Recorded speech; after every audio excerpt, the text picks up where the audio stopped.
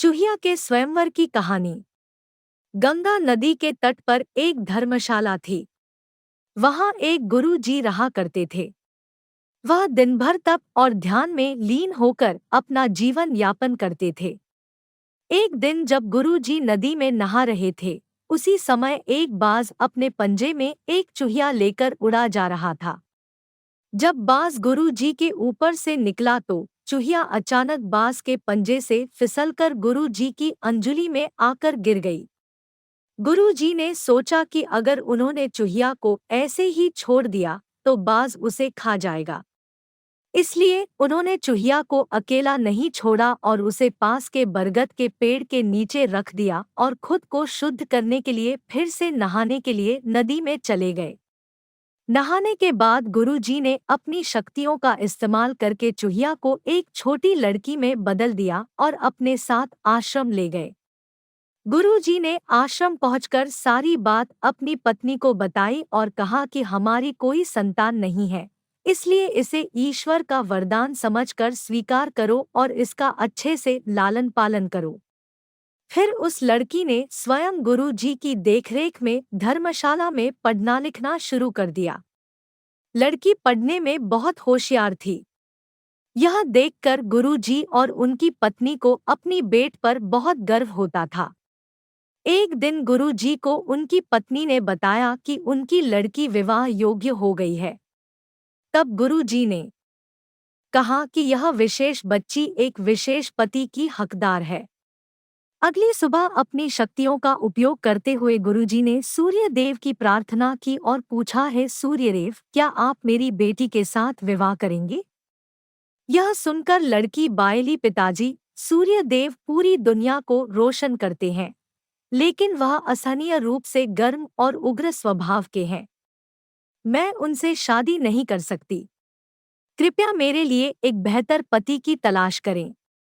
गुरुजी ने आश्चर्य से पूछा, सूर्यदेव से बेहतर कौन हो सकता है? इस पर सूर्यदेव ने सलाह दी, आप बादलों के राजा से बात कर सकते हैं। वह मुझसे बेहतर है, क्योंकि वह मुझे और मेरे प्रकाश को ढक सकते हैं। इसके बाद गुरुजी ने अपनी शक्तियों का उपयोग करते हुए बादलों के राजा को बुलाया और कहा, कृपया मेरी बेटी को स्वीकार करें। मैं चाहता हूं कि अगर बेटी की स्वीकृति हो तो आप उससे शादी करें। इस पर बेटी ने कहा, पिताजी, बादलों का राजा काला, गीला और बहुत ठंडा होता है। मैं उससे शादी नहीं करना चाहती। कृपया मेरे लिए एक बेहतर पति की तलाश करें। गुरुजी ने फिर से आश्चर्य में पूछा, भला बादलों के राजा से भी बेहतर कौन हो सकता है? बादलों के राजा ने सलाह दी, गुरुजी, आप हवाओं के भगवान वायुदेव से बात करें। वह मुझसे बेहतर है, क्योंकि वह मुझे कहीं भी उड़ा कर ले जा सकते हैं।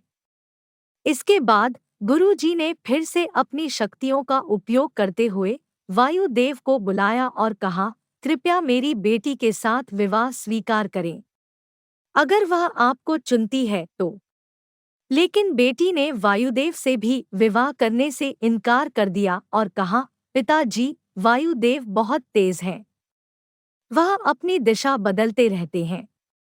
मैं उनसे शादी नहीं कर सकती। कृपया मेरे लिए एक बेहतर पति की तलाश करें। गुरुजी फिर सोचने लगे, वायुदेव से भी बेहतर कौन हो सकता है? इस पर वायुदेव ने सलाह दी, आप पहाड़ों के राजा से इस विषय में बात कर सकते हैं। वह मुझसे बेहतर है, क्योंकि वह मुझे बहने से रोक सकते हैं। इसके बाद गुरुजी ने अपनी शक्तियों का उपयोग करते हुए पहाड़ों के राजा को बुलाया और कहा, कृपया मेरी बेटी का हाथ स्वीकार करें। मैं चाहता हूं कि अगर वह आपको पसंद करती है तो आप उससे शादी करें। फिर बेटी ने कहा, पिता, पहाड़ों के राज बहुत कठोर है। वह अचल है। मैं उससे शादी नहीं करना चाहती। कृपया मेरे लिए एक बेहतर पति की तलाश करें। गुरुजी ने सोचा, पहाड़ों के राज से भी बेहतर कौन हो सकता है? पहाड़ों के राजा ने सलाह दी, गुरुजी, आप चूहे के राजा से बात करके देखिए। वह मुझसे बेहतर है, क्योंकि वह मुझ में छेद कर सकता है। आखिर में गुरुजी ने अपनी शक्तियों का उपयोग करते हुए चूहे के राजा को बुलाया और कहा, कृपया मेरी बेटी का हाथ स्वीकार करें। मैं चाहता हूं कि आप उससे शादी करें, अगर वह आपसे शादी करना चाहे। जब बेटी चूहे के राजा से मिली तो वह खुश होकर शादी के लिए राजी हो गई। गुरु ने अपनी बेटी को एक सुंदर चूहिया के रूप में वापस बदल दिया। इस प्रकार गुरु जी की बेटी चूहिया का स्वयंवर संपन्न हुआ। कहानी से सीख, जो जन्म से जैसा होता है उसका स्वभाव कभी नहीं बदल सकता।